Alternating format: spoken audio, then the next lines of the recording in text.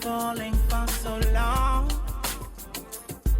But the more you try to work it out, it seems you're going around in circles. But your best is yet to come. Activating success. Activating success. Activating success. Activating success. Activating Success with Love, Idoko. Welcome to a new and inspiring episode of Activating Success. Today is a great day.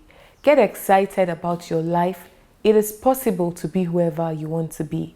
It starts with a decision. It starts with a made-up mind.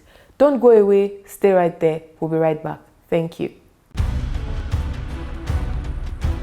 Activating Success with Love, Idoko. Inspiring, educating,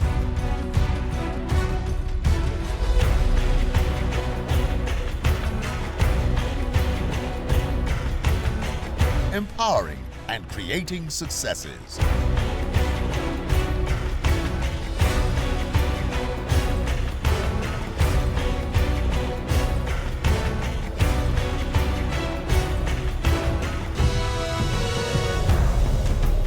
Activating Success with Love, Idoko.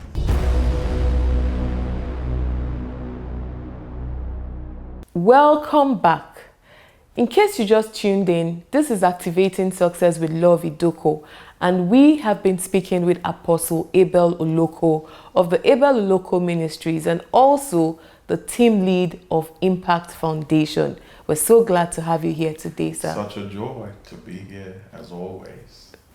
Speaking about the blessing of life. So this man is unable to pass waste and just to urinate. He needed some apparatus. He had been there for like 15 minutes before we noticed him, and afterwards, with curiosity, what's going on here? And this man had to use apparatus to help him urinate. I mean, it just reminds you of how blessed. And this is passing urea for many of us human beings. We even bed wet. That is to say, we unconsciously we urinate. Even as adults, there are adults who bed wet. That's how functional your organs are, your renal system is. Your kidneys are processing waste well. Do you know what it means for someone whose kidney is ailing and failing to go through dialysis 3 times a week? Apart from the financial implication, about a couple of dollars, 150,000. Even somebody on dialysis. oxygen, you know, you can't breathe. Someone will have to be on nebulizer forever because their airstream mechanism can't function well.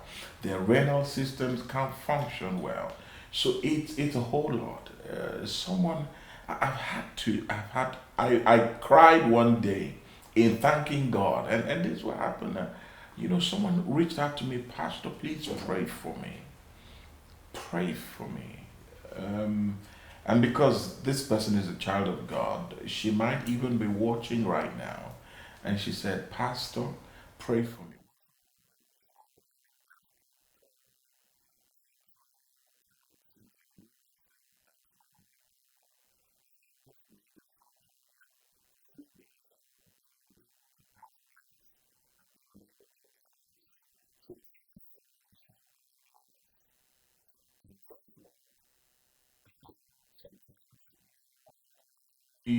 We take turns to gas.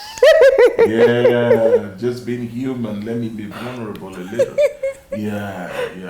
So like, okay, you think that you think that your gas can be loud. I said, okay, no problem. And I told my wife that, you see, the kind of gas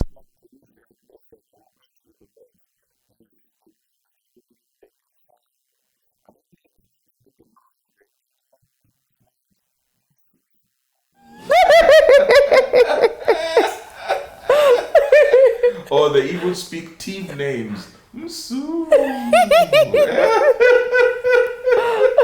I was going through this thing with my wife. There are times, yeah, husband and wife were excited, and I just said. In fact, there was a time, I passed gas on my wife, and she said, "Oh, you need to get to the doctors. They need to wash your intestine, and things like that." Then you find a human being who's unable to gas. Once I received that call, I prayed for her.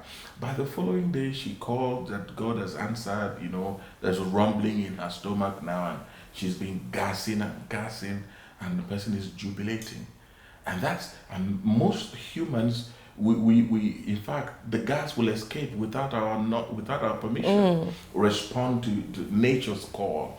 So life and being healthy is the greatest privilege. What about sound mind? Do you understand what it means to be able to button your shirt well, put the buttons in the right place, and wear the shoes to match? That your mind is processing things. If you can't thank God unless you know that the things you've been through and you're still ordinary. People went through half of them and they've lost their mind. Do you know what it means for someone to be in the middle of the road and say, "Please, can you tell me, where am I? Where am I? Where are they right now? I beg, where are they?" Or someone leaving the house and they have to put an address in his pocket in case you lose your mind because it's episodic. People are going through this. This is reality of a lot of people. The greatest privilege, the greatest blessing is being alive. Heal, healthy, with sound mind. It's a huge blessing to have a sound mind. In spite of everything. In spite of, we don't look like the things we've been through because of the mercies of God and being alive. Wow. I believe you're getting so touched and inspired right now. Being alive is a blessing, a great blessing. And also, just like Pastor said at the beginning of this interview, show people love. Be kind to people. Don't just see somebody on the street and say, "Oh, why are you not married? You're getting too old." You don't know what that person is going through. You don't know how many heartbreaks the person has been through. You don't know if the person is thinking, "How come nobody is talking to me? I go out every day. From January till October, nobody has said anything to me." You don't know the secret tears that the person is shedding every night. And then you're there saying, "Why are you not married?" Be sensitive to people. You see somebody and say, "Why haven't you given birth? When are we coming to carry our baby?" You don't know how hard that person has been trying. People are fighting battles. Pastor, do you want to say anything about that? Something just came to my mind, and I had cause to talk to my wife after receiving a call one day, and the person said to me, "Pastor, you need to pray for me. I don't think that this is ordinary anymore." I said, "What's the problem?" He said, "This is 7:38 p.m. and I have not received one call all day." All day. I'm not talking about some 22 years ago when GSM mobile telephone became commonplace in Nigeria. I'm talking about last year. Yeah. Some people's phones don't even ring. Oh, no. Nobody calls them. Nobody calls them. Nobody calls them. People are going through difficult times. People are going through a hard time. Just to say, "God bless you," it will do so much to somebody. I was walking out of a shopping complex, and I saw someone trying to go in, and then as we passed ourselves, I said, "The Lord bless you. I like your shoe." And the guy said, "Could he talk to me?" And then he called me aside and he said to me, I want to thank you for thanking me." I said, "How do you mean?" He said, "You looked at me, the warmth in your voice, the smile, the countenance you used to approach me, the voice with which you spoke to me. I feel loved. I've been going through so much in my life. My wife wants to divorce me, and you just said my shoe was so nice. I don't even appreciate myself. I am nothing. I am nobody.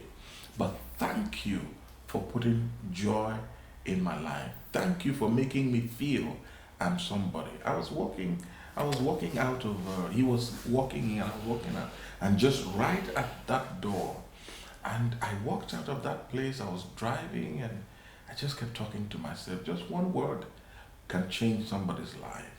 The same way one negative word can take somebody down to hell, will be the last validation some people need. Yeah, that you see that suicide, this is the time for me to commit it, because people are going through a lot in life. So if you have love to give love. The world needs love. The world needs peace. Don't add to people's pressure. People are going through a lot already. A lot. If you can't increase the volume of their joy, don't decrease it. Don't decrease what they already have left. If you can't be a plus, please get out of the way. Don't be a minus. If you can't add to somebody's life, don't take the person's joy. Don't take their wealth. Add joy. If you're a thief, don't steal from people, because you don't know, that's the last hope that person has holding on to. Don't defraud people. Some people, whether Yahoo or internet fraud, there are people who have killed themselves because someone took out the only thing they have, 22,850 naira, and they just went and died because they went to the bank. The bank said, well, I can't do nothing about it, and they are dead. You just stole 22,000 from someone, and that person is in the grave.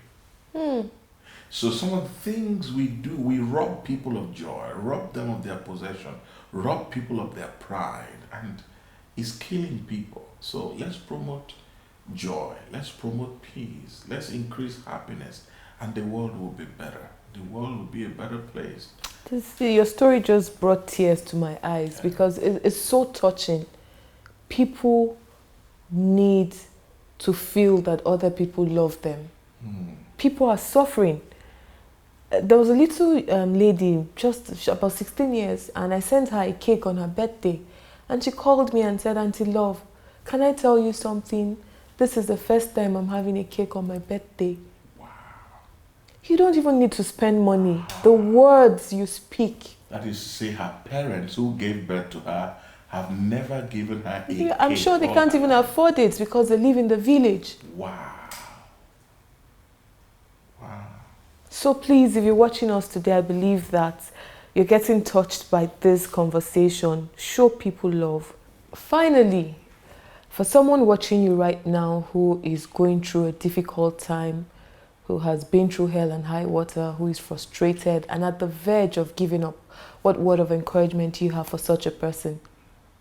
I want to say to you, my brother, my sister, who's watching me right now, I don't know where you are, I don't know what you've been through, but I want to tell you, as long as you are alive, there is hope for you. One thing I want to tell you today is there's time. You have time. I understand that I'm reversing everything that you've been told since you were a child by the greatest of motivational speakers, that the best time to start what you should have started yesterday was today. There's no time. Time waits for no man. You may have failed so much and you feel that there is no time for you to stand up again. Now, this is the reason a lot of people just give up totally and say, you know what? I'm 45. I'm done. Because they say fool at 40 is a fool forever. No, you are not a fool forever. I reverse that mantra. No, my brother, no, my sister. You 45 years old, and you 50 years old. You may be 30, going on 32 and not married yet. You can still get married again. Life can still be beautiful for you again. Barack Obama, by reason of age, biologically, Donald Trump can give birth to him. He was 50 plus when he was done with presidential politics. Donald Trump was 72 when he was starting his presidential political career. I'm telling you that the best things in the world can still happen in your life. Pick up your life and go walk it again. The fact that they started before you 20 years ago does not mean you will not make it again. God has a way of making you make it. Is key at making a comeback. God will ensure that you will make up for all the times that you have lost, opportunities that you have lost. God has a way of compressing achievements of 20 years and deliver it to you in 2 months, only if you are willing to start again. Start again. Time is on your side. A fool at 40, they say life starts at 40. Life begins at 40. So you're 50, it hasn't started for you, you feel you have expired and gone. No, I don't believe in that.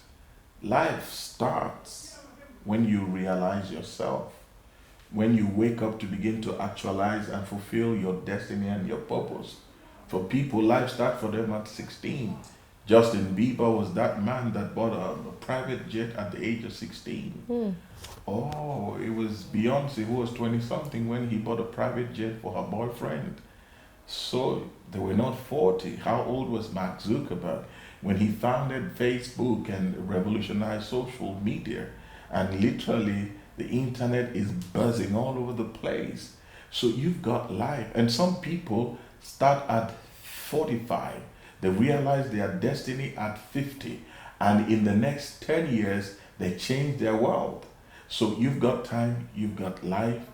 Go and make your life count. Don't think that you have lost it. No, your opportunity starts now. And allow God to help you. Allow God to move with you because you've got time. You know, if you think that everything is about you, you realize nobody applauds a man for building a house for himself. World changes. People don't really receive global accolade and global trophies from renowned institutions because of what they have done for themselves, but because of what they have done for others to benefit and enjoy. The community will not come to applaud a man for building a house, a mansion for himself, but they would if he put a street light for everybody to enjoy. They will come out to applaud him if he fixes the road, brings critical infrastructure, pipe-borne water, something that will impact on the community and make others better. So what purpose are you serving? Don't be selfish.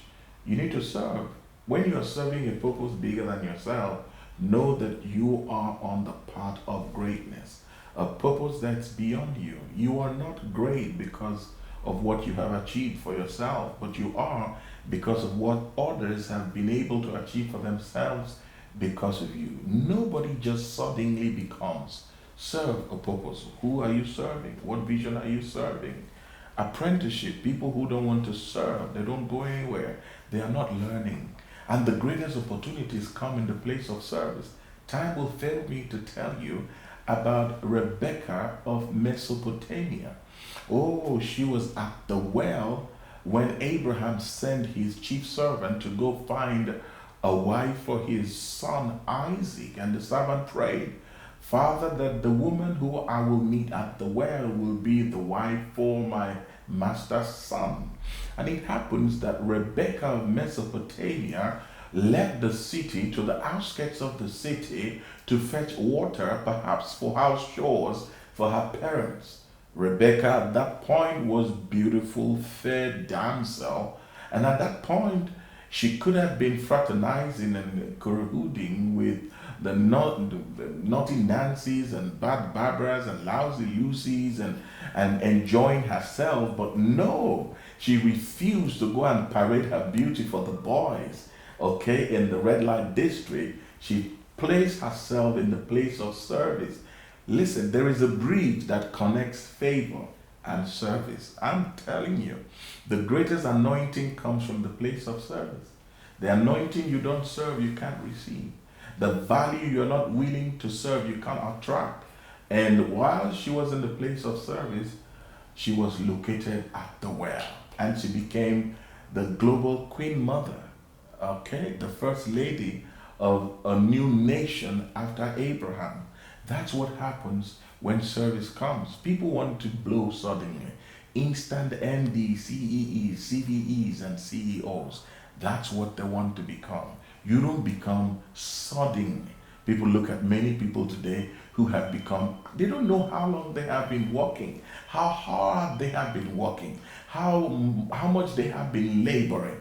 You don't become, no true success happens suddenly, like the emergence of, sudden, what do they call it? Charles Darwin's law of evolution. Yeah, evolution not by reason of metamorphosis, but evolution by Charles Darwin's law of the Big Bang theory, that all of a sudden he blew. So in the religious parlance, you have many people who want to suddenly, if you come to Nigeria today, there is a Jerry Eze, there is a Joshua Selman, there is an Uloko, there is a Polynesia, and the list goes on. People who are making impact and having large following, and a lot of people just want to become them suddenly, but they have forgotten that these people have a track record of service. They've been serving a cause, servicing their mantles and growing. They've been in the grind, they've been in the trenches, fighting in the place of prayer in the days of zero notoriety, and they've been servicing faithfully, working their craft until the point of visibility and notoriety. What are you serving? These men didn't just suddenly become. Listen to their stories. Yeah, that's where you find it. The glory of great men are in their stories. Wise man, as is popularly said, for every glory, there is a story. What cause are you serving? Who are you serving? Who are you willing to slave for? Do you want to be a chief? Do you want to be king? Jesus said, you must first become a servant. Ladies and gentlemen, you have time on your hand. You can begin again. You failed before.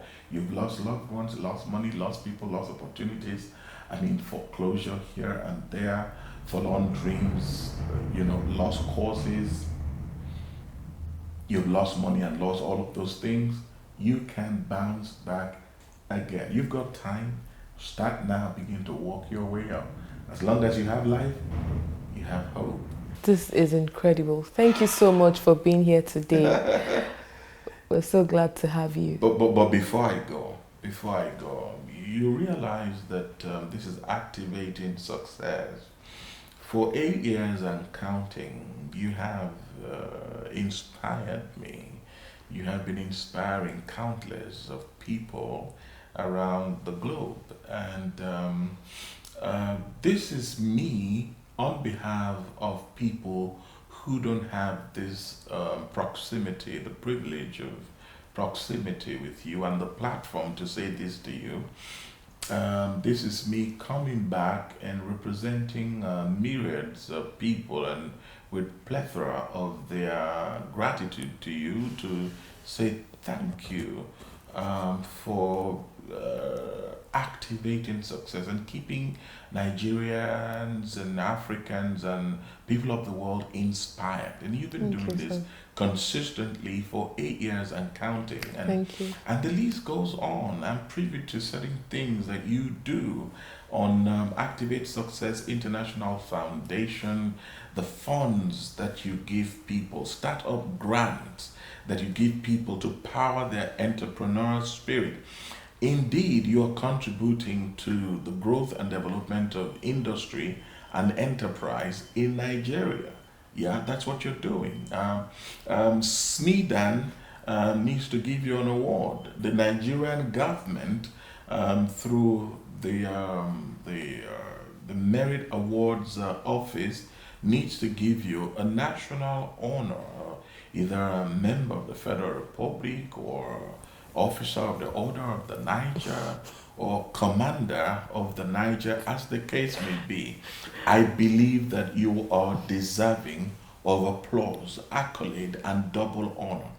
See who has done well. The Bible says, according to 1 Timothy chapter 5, verse 17, they must be counted as worthy of double honor. I mean, through your lady, Inspire the Lady project, there are a lot of people who are established CEOs today because you give them money.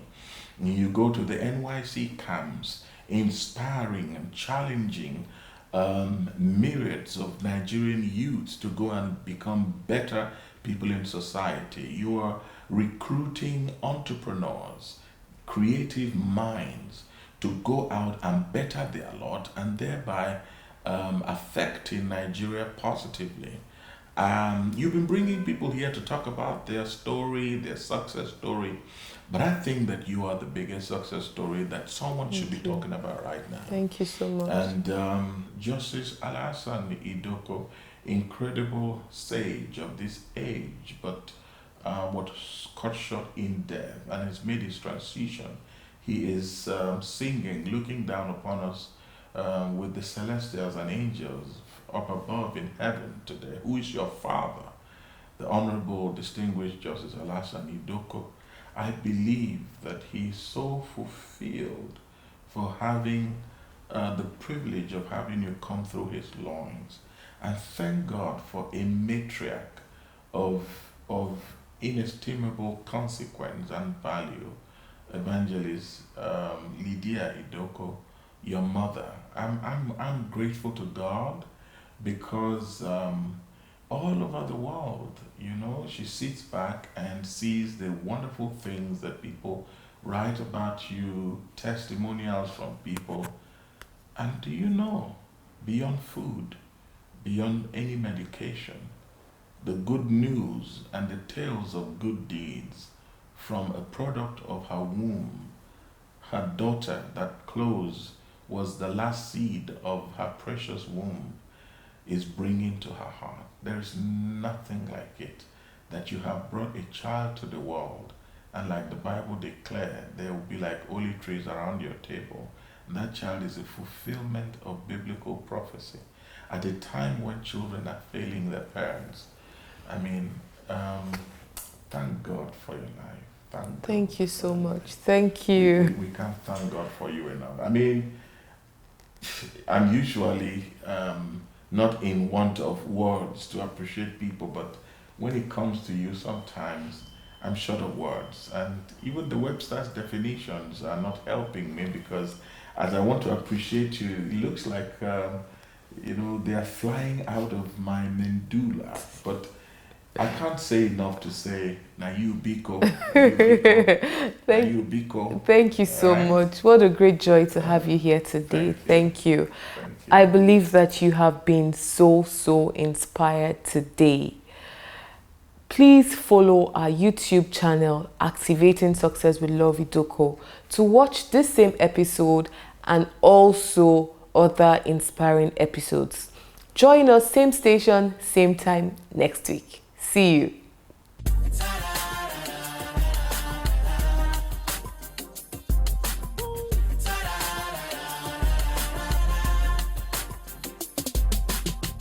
You've been trying to figure right from wrong, and the tears been falling